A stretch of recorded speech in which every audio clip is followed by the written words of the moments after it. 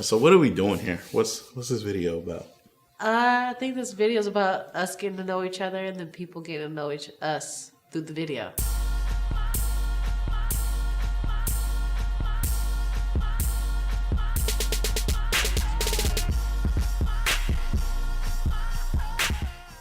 Okay, so, sir. We can start off with your name.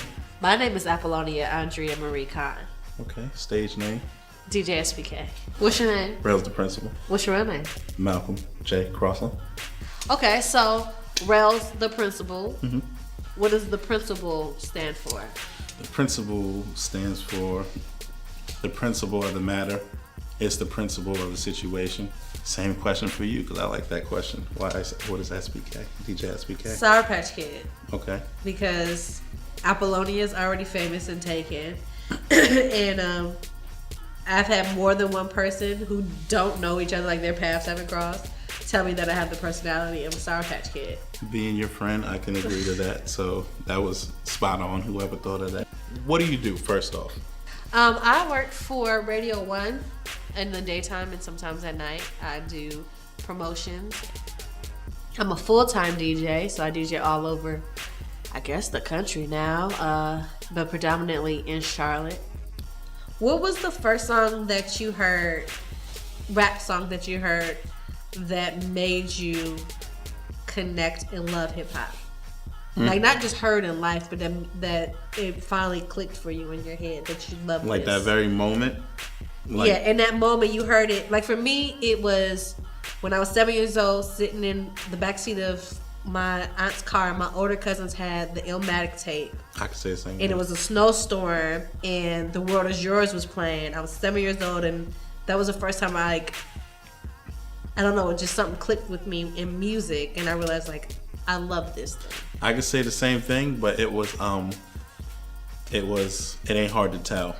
Okay. And the reason why I could say the same thing, but I'm not going to, is because that I was a kid, obviously, so I really couldn't grasp what was going on. Like, I just knew it was music, and you just react to the music and the sound.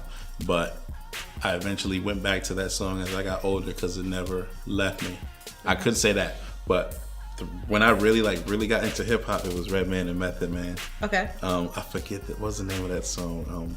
Is it called? I want to say "Oh My God." That's the name. They have one of those songs. Yeah, microphone checker, swinging soul. No, that's Rock Wilder. Rock Wilder, closing down the sector. That's one of the first hip hop songs I ever listened to and wrote down the lyrics and learned the song. Oh. Like that song made me appreciate the art. So you fell in love with hip hop after hearing the Rock Wilder song. When did you know that it was something that you wanted to pursue? Or when did it become aware that you started to express yourself? Even if you didn't want to do it in public, like you might have wrote your little raps for yourself or whatever. It was a situation.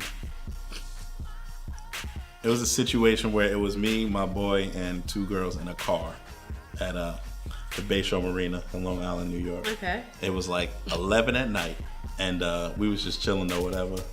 And this girl started singing. So when she started singing, I told her she had a nice voice. And I went into how I love how people who have talent aren't scared to display it. So then I went into telling them that I rapped. And long story short, they asked me to rap something, so I rapped. And then right after I rapped, like 5 minutes after, a police car pulled up. When the police car pulled up, two police officers came out. One came to the driver's side, another came to the passenger side where my friend was at. And they asked us to roll down the windows. They started questioning us, asking him different questions, asking me to see if our stories matched, but we was really out there just chilling.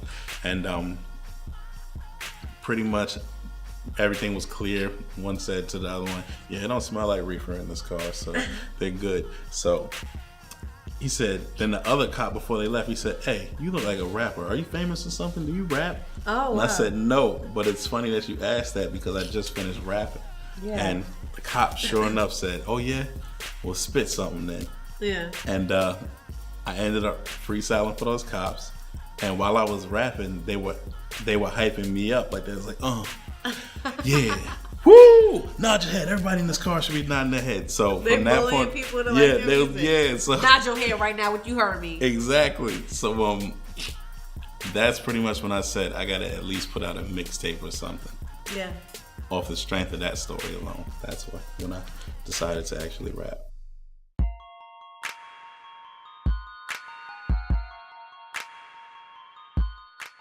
So when you're performing now that you're professional, what part of your performance do you really feel like the most energy from? Like where you really feel like you're receiving something from the crowd? Very big on crowd participation. I have a lot of tracks that are designed specifically for crowd participation, not in a generic way, but more so in like to the point to where they can relate with the song, so they want to participate. Right. So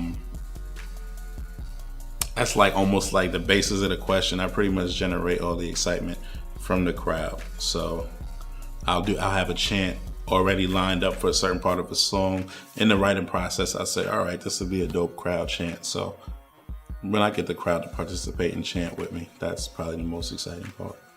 You always bring something different, like the time you brought the ballerina, or Absolutely. Railz brought a ballerina to the show. Yeah. Shout out to Sarah at Liverpool. She was dope. Yeah, she was amazing, and nobody was prepared for that. Even brought my boy Eli out, who's a local b-boy. Yeah. And yeah, that's just one of the many ways I draw inspiration from my music, dance being one. I can't dance a lick, but I'm really into choreography. Like I'd be watching choreographed videos and stuff like that. But yeah, dance I influence from, and also painting, poetry, a bunch of different art forms I draw a little bit from. Try to admire her masterpiece, it ain't finished yet. Ain't even throw me the vibe, I had to intercept. You think she painting for the fun of it? That's incorrect. Try to take a page out of a book, you get your fingers wet. Hope you don't mind that I find that I'm rather interested in whatever you painters equate to a writer's penmanship. A revolutionary fighter, I'm no Benedict Arnold. Look at the flick of the wrist, carpal tunnel don't exist. Not a painter at all, but I got art on my walls. I'm down for the movement. I march for the cause, embarking on all the missions. Life's a game that got the difficulty set, the harsh conditions. In retrospect, I grow suspicion through all her oddity. I'm possibly Jehovah's Witness to all her goddess-like qualities. Apologies, no Greek mythologies. I'm taking ownership, apostrophe. Asses addressing my curiosity. I got it bad when she let the bristles drag across the canvas. Illustrating oasis, think I located Atlantis. Did it without a compass, did it with no direction. We know the truth is ugly. Such lovely imperfections only be achieved when you in a league of your own. Maybe it could be the reason I'm seeing the color tones in a different light. If she lead the kryptonite, she'll paint the town red. No vandalism, just living life. Railz. Cry rock. So, what was out of all your shows, what would you say outside of Charlotte was your most enjoyable event that you did or that you're looking forward to doing? Definitely, I'm gonna answer both those questions. Definitely Portland, Maine was very dope because it's like so low key and you wouldn't imagine they had a hip hop scene. A serious but they do, one. And it's dope, and So it's serious. so many artists out there. The Lobster was great, just to throw that in there. But definitely Maine was my favorite one. We did that October. Everybody was really nice too. Absolutely, and they enjoyed it to the point that my show that I'm looking forward to, I actually got two. One of them is Maine. We're going back out there in May. Yeah. And the reason why we got that is because they felt they didn't have enough of what it is we brought to the table. So they reached out to us and definitely want us back with a longer time slot and a better opportunity. That's going to be so much fun. Absolutely. And then the New Era Music House Hip Hop Festival is about to be crazy. I believe I'm going to be the DJ for that. As you should be. It's going to be crazy. Yeah. Which is ran by New Era Music House, Tizzy and Ron Styles. Shout out to Tizzy too. Shout out to both of them. Because they're actually going to be going with us out to Maine in May. Yeah. So Ron coming too? Nah, just the hire. Okay, gotcha. Just the hires coming. They're actually going to be performing with us as well. Yeah. So What was your favorite? I can't even say show because you're so diverse. What was your favorite event? What is an event that you're looking forward to? What was your favorite one in the past? One is definitely Maine. I feel like Maine was such an unexpected pleasure. You know, we were just going just to go and have that experience when we got there. I mean, the whole energy of that night was just so.